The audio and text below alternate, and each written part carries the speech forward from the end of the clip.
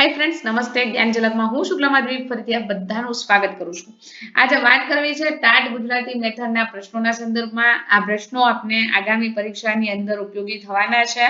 ગુજરાતી મેથડના વિદ્યાર્થીઓ માટે જ નહીં પરંતુ કોઈ પણ ગુજરાતી વિષય જ્યાં પૂછાય છે ત્યાં આ વિડિયો છે તમને યુઝફુલ બનવાનો છે।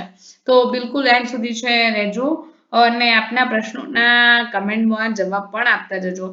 મિત્રો આ સિવાય પણ આપણે મેથડ માટેના ઘણા બધા વિડિયો છે અપલોડ કરી ચૂક્યા છીએ, તો આપ પણ એને અભ્યાસ કરજો અને આપને કયા પ્રકારના વિડિયો જોતા છે એ પણ કમેન્ટ કરીને અમને કહેજો, જેથી આપને વધારેમાં વધારે અમે મદદરૂપ થવાના ભાવ સાથે જ્ઞાન ઝલક યુટ્યુબ હંમેશા જોડાયેલું છે। શરત છે એટલી કે જો આપને ગમે છે વિડિયો તો આપના મિત્રો સુધી એને પહોંચાડવાનો એક નમ્ર પ્રયાસ જરૂરથી કરજો।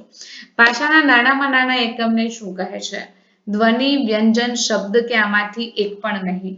તમારા પ્રશ્નનો ઉત્તર છે શું આવશે? અહીંયા કમેન્ટ બોક્સની અંદર અચૂક તમારે જણાવવાનું છે। ચલો જણાવો જોઈએ કમેન્ટ બોક્સની અંદર કે આપને કયો ઉત્તર છે અહીંયા આવશે। ભાષાનો નાનામાં નાના એકમને શું કહેવામાં આવે છે? ધ્વનિ, વ્યંજન, શબ્દ કે આમાંથી એક પણ નહીં। Okay, then you give an answer ધ્વનિ. Your answer is very true. એકદમ સાચો જવાબ તમે આપી રહ્યા છો। જો તમે આપી રહ્યા છો જવાબની અંદર ધ્વનિ શબ્દ છે અને ધ્વનિ શબ્દ છે એ ધ્વનિ એક ભાષાનો એકમ છે। આ ધ્વનિની જગ્યાએ ઘણી બધી વાર આપને અહીં એક નવો વર્ણ છે એ નવો વર્ણ પણ જોવા મળી શકે એમ છે અને એ વર્ણ શબ્દ તરીકે ઓળખાય છે। એટલે આ પણ એક બાબત આપ ખાસ ધ્યાન રાખજો કે વર્ણ શબ્દ છે એ પણ અહીં જોવા મળે છે આપને, બરોબર છે। એટલે તમને કન્ફ્યુઝન છે ક્યાંય ન થવું જોઈએ કે વર્ણ શબ્દ છે તો એ વર્ણ વ્યવસ્થા છે એ આપણી 5 અલગ અલગ સ્તરની છે એ પણ તમને આગળ જણાવું છું। જેમને ધ્વનિ જવાબ આપેલો છે એકદમ સાચું છે। જે ધ્વનિઓને કોઈ પણ બીજા ધ્વનિની સહાય વિના ઉચ્ચારણ થઈ શકે છે, બરોબર સમજો કે જે ધ્વનિનું ઉચ્ચારણ બીજા ધ્વનિની સહાયતા વિના થઈ શકે છે તો એને આપણે કયા વર્ણ તરીકે ઓળખીએ છીએ? તો અહીંયા તમારો જે જવાબ આવવો જોઈએ શું આવવો જોઈએ? સ્વર, વ્યંજન, સ્વર કે વ્યંજન કે ઉપરનામાંથી એક પણ નહીં। 4 પ્રશ્નોના જવાબમાંથી તમારો જવાબ છે અહીંયા આવશે। જો ધ્વનિની સહાય લેવી પડે ને તો તમારો જવાબ એ આવે, બરોબર યાદ રાખજો। ધ્વનિની સહાયતા લેવી પડે તમારો જવાબ સ્વર આવે, પણ અહીંયા વ્યંજન આવશે। શા માટે વ્યંજન આવશે? તો કે સહાય વિના કીધું છે તો સ્વર આવશે, સહાય લેવી પડે તો વ્યંજન આવશે। ફરી એકવાર દાખલા તરીકે આપણે કોઈ પણ શબ્દ બોલીએ છીએ તો ક બોલીએ ને તો ક ખાલી વ્યંજનની અંદર હોય ને તો એ હલંત હોય, પરંતુ જ્યારે ક ની અંદર અકાર જોઈન્ટ થાય ત્યારે એ આખું ક વર્ણ છે એ બની જાય છે। એટલે એપ્રોક્સિમેટલી તમે આ દાયરાથી ચાલી શકો છો કે ક વર્ણ છે એની અંદર અકાર ઉમેરાય છે અને અકાર ઉમેરાવાના કારણે એ ક ધ્વનિ છે એનું ઉચ્ચારણ સ્થાન બને છે। હવે ત્યાર પછી આપણે વાત કરીએ તો ધ્વનિ ઉચ્ચારણના મુખ્ય અંગ જીભ તરીકે જીભની કામગીરી અનુસ્વારના નીચેનામાંથી કયા 3 ભાગમાં કલ્પવામાં આવ્યા છે? જીહ્વાગ્ર, અહીંયા અગ્ર શબ્દ યાદ રાખજો, બરોબર છે। ત્યાર પછી જીહ્વા મધ્ય યાદ રાખવાનું છે,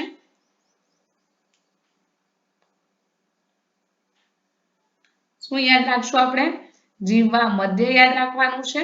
મધ્ય યાદ રાખીને પછી છેલ્લે આપણે જીહ્વા પુષ્ટિ પુષ્ટ એટલે પાછળનો ભાગ। ઓકે, હવે તમને ખબર પડી ગઈ છે આગળનો ભાગ, પછી બીજી છે પાછળનો ભાગ, ધેન હવે થર્ડ આવશે એ પુષ્ટ એટલે અહીંયા મધ્ય આવશે અને અહીં પાછળ આવશે। અહીંયા તમારે શું જવાબ આવશે? 4 ઓપ્શનમાંથી તમારો રાઈટ પ્રશ્નનો જવાબ આવશે અહીંયા 1, 2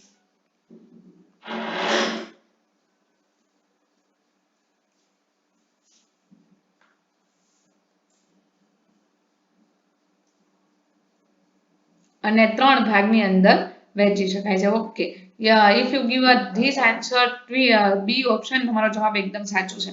હવે આ જે પ્રશ્ન છે ને થોડોક સમજી લઈએ એટલે તમને ખ્યાલ આવે કે કોઈ પણ પરીક્ષાની અંદર જ્યારે પૂછાય છે તો એ વખતે તમને જીહ્વા અગ્ર શબ્દ પ્રયોજાયો હોય તો જીહ્વા અગ્ર શબ્દના આધારે તમે એનું મૂલ્યાંકન છે એ કરી શકો, બરોબર છે। કે જીહ્વા અગ્ર એટલે આગળનો ભાગ, હમણાં જ વાત કરી એમ જીહ્વા મધ્ય એટલે પાછળનો ભાગ, દાંત અને કઠણ તાળવા વચ્ચેનો ભાગ છે ને એને મધ્ય ભાગ કહેવાય। જીહ્વા પુષ્ટ એટલે જીભનો પાછળનો ભાગ અને આ ભાગ કેવો હશે તો કે કઠણ તાળવાથી લઈને જીભ સુધીનો ભાગ, બરોબર છે. તો આ 3 ભાગની અંદર જો આપણે સ્વરની દ્રષ્ટિએ સમજીએ તો અહીંયા તમને હું 3 સ્વર છે હાઇલાઇટ કરી દઉં છું, બરોબર છે. આ 3 સ્વર છે એને આપણે હાઇલાઇટ કરીએ છીએ કે જે આ સ્વરનું ઉચ્ચારણ થાય છે. ઉદાહરણ તરીકે તમે એ સ્વર છે એને બોલો છો તો એ વખતે જીભનો આગળનો ભાગ છે સહાયભૂત બને છે. એ જ રીતે તમે આ વર્ણનું ઉચ્ચારણ કરો છો તો તમારો જીભનો છે એ આકારનું ઉચ્ચારણ થાય છે. અને જ્યારે તમે કોઈ બીજા વર્ણનો વાત કરો છો ત્યારે ઓકારનો વર્ણ છે એ ઓનું ઉચ્ચારણ છે જીભના પાછળના ભાગમાંથી થાય છે. તો આ રીતે આપણા 3 જે સ્થાનો છે એ 3 સ્થાનમાંથી અલગ અલગ ઉચ્ચારણ સ્થાનો છે થાય છે. ઉ અને ઉ, બરોબર છે. આના ઉચ્ચારણ સ્થાન કયું છે? હમણાં જ આપણે વાત કરી કે કુલ ઉચ્ચારણ સ્થાનો છે કેટલા છે? 5 છે, બરોબર છે. તો એ 5 ઉચ્ચારણ સ્થાનોની અંદર આપણે જો વાત કરતા હોઈએ તો આ 4 સ્થાનોમાંથી તમારું જે મુખ્ય સ્થાન છે એ ઉનું કયું આવશે? તમારો જવાબ અહીંયા ઓષ્ઠ આવશે. ઓષ્ઠ શબ્દ છે ઉ શબ્દનો આપણે ઉચ્ચારણ કરીએ એટલે આપણા બંને હોઠની અંદર મુવમેન્ટ છે એ જોવા મળે છે. કેની અંદર મુવમેન્ટ જોવા મળશે? બંને ઓષ્ઠ એટલે કે હોઠ ઉપર છે મુવમેન્ટ જોવા મળશે. Okay, than next question is કે ઓ નો સ્વર પ્રકારની નીચેનામાંથી કયો છે? રસ્વ, દીર્ઘ, સંયુક્ત કે દીર્ઘ સ્વર? ઉપરોક્તમાંથી એક પણ નહીં. તો તમારે અહીંયા 4 વિકલ્પોમાંથી તમારો સાચો જવાબ શું આવશે? તો સંયુક્ત દીર્ઘ સ્વર, બરોબર યાદ રાખજો. તમારો રાઈટ આન્સર છે અહીંયા આવવો જોઈએ સંયુક્ત દીર્ઘ સ્વર. નીચેનામાંથી કયા સ્વરને સાધિત સ્વર કહેવામાં આવે છે? એ, ઐ, ઓ, ઔ અને બીજા આ, ઈ અને ઉ. આ 3 સ્વરો છે મિત્રો. ઈ છે દીર્ઘાય સમજવાનો છે અહીંયા, ખાસ યાદ રાખજો. ઓ, ઈ અને ઈ, આ, ઈ, ઉ અને એ અને ઉ, આ, એ, ઔ, ઈ અને ઉ. તો તમારો અહીંયા રાઈટ જવાબ આવશે. હજુ સાધિત સ્વરને સમજવો છે ને તો આપણે સાધિત સ્વરને કેવી રીતે સમજી શકાય? તો અહીંયા હું તમને એક એનું ઉદાહરણ આપું. આપણે સંધિ શબ્દથી વાકેફ છીએ. જે સ્વર છે જોડાયેલા છે, બરોબર છે. એ જોડાયેલા સ્વરની અંદર આ જેનો સમાવેશ થતો હોય, દાખલા તરીકે એ છે, ઐ છે, ઓ છે, ઔ છે અને બીજા છે આ, દીર્ઘ ઈ અને ઉ. આટલા સ્વરો છે જોઈન્ટ થયેલા છે, સાધિત સ્વર છે. તો બિલકુલ આપણે અહીંયા યાદ રાખશું કે સાધિત સ્વર કોને કહેવામાં આવે? તો કે જ્યાં સંધિ થતી હોય એને સાધિત સ્વર કહેવામાં આવે છે, બરોબર છે. ક્લિયર થઈ ગયું મગજની અંદર આ વસ્તુ? હવે એક નવો જ પ્રશ્ન છે એને સમજીએ. અનુસ્વારના સંદર્ભમાં પ્રશ્ન છે મિત્રો. આ વિધાન 2 છે એને તપાસવાના છે તમારે કે અનુસ્વાર સ્વરની પછી ઉમેરવામાં આવે છે, વ્યંજનમાં સ્વર ઉમેરાય પછી અનુસ્વાર મૂકવામાં આવે છે. કયો વિધાન છે સાચું છે? યસ, અહીંયા તમને જવાબ ડિસ્પ્લે થઈ ગયો છે એટલે આપણે વધારે આગળ નહીં વાત કરીએ, વધારીએ.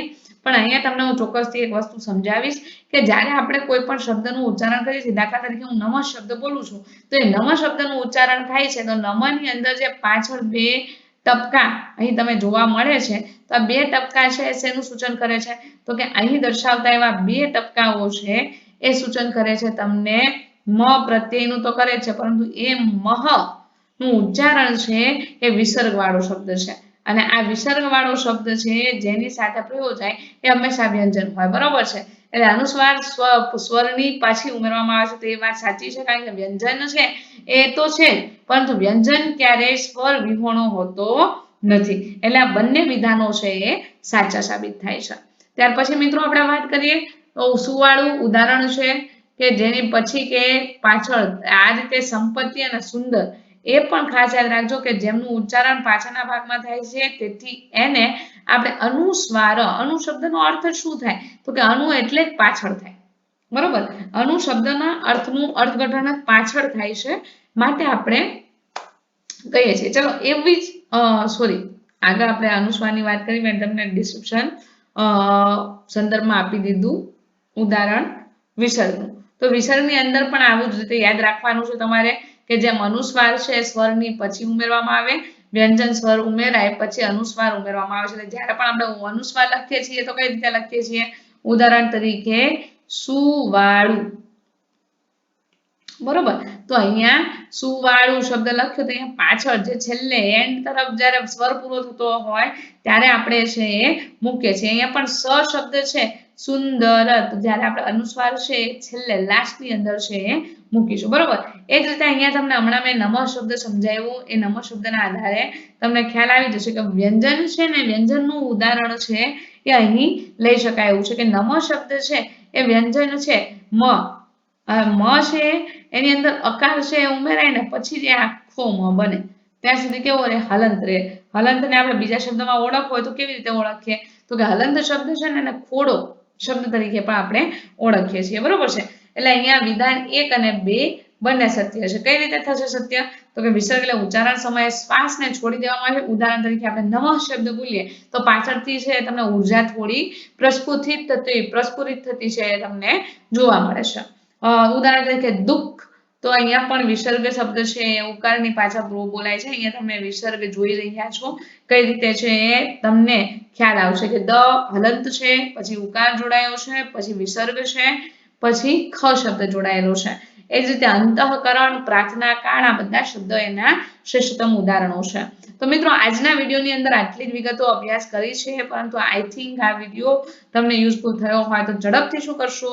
લાઈક કરી દેજો, બટન શેર કરી દેજો આપણે મિત્રો સાથે, કારણ કે આપણે લાભ લઈએ છીએ તો બીજાને પણ સારા શિક્ષણ મેળવવા માટેનો આપણે ચોક્કસથી એક પ્રયાસ કરીશું. તો ફરીથી આવું છું નવા માહિતી સાથે, નવા સેશન સાથે. ત્યાં સુધી તમારે આને વિથ ડિટેલ વિડીયો જોવો હોય તો એ પણ બનાવી દીધેલો છે, જ્યાં માત્ર સમજૂતી છે, પ્રશ્નો નથી. પ્રશ્નો અને સમજૂતી બંને ભેગા થશે. તમારે બીજી વાર વાંચવાની જરૂર નહીં પડે એની ગેરંટી છે. તમને જ્ઞાન ઝલક આપે છે. તો બિલકુલ જોડાયેલા રહેજો જ્ઞાન ઝલક સાથે, મારી સાથે. Thank you so much.